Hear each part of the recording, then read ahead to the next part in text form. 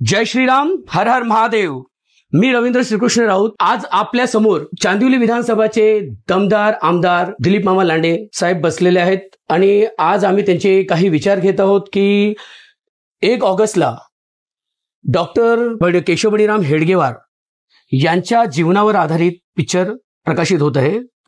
तर याच्याबद्दल आपले लोकांसाठी आपले काय विचार आहेत? आदरणीय डॉक्टर केशवराव हेगडेवार हे सनातन धर्माचे आणि सनातन धर्मावरती असणारी भक्ती, त्याच पद्धतीने देशभक्ती कशी असावी, सनातन धर्मावरती आपली भक्ती कशी असावी, हे एक जिवंत उदाहरण आहे। आणि म्हणून यांच्या माध्यमातून देशातील सर्व लोकांना देशभक्ती कशी असावी, देशावर प्रेम कसं असावं, पहिलं राष्ट्रहित मग स्वतःचं हित, या दृष्टिकोनातून हे विचार लोकांसमोर मांडण्यासाठी, भावी पिढीला कळण्यासाठी हे विचार घेऊन येत आहेत। 1 ऑगस्टला डॉक्टर केशवराव हेगडेवार हे सिनेमाच्या माध्यमातून हे विचार लोकांसमोर मांडले जातील।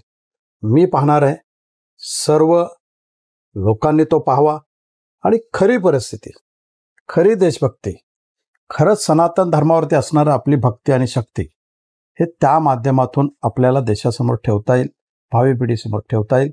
माझी सर्वांना हात जोडून विनंती आहे, मी स्वतः पिक्चर पाहणार आहे, मी स्वतः सिनेमा पाहायला जाणार आहे। आपण पण यावं, पाहावं आणि देशभक्तीचे विचार आपल्या घरापर्यंत घेऊन जावेत।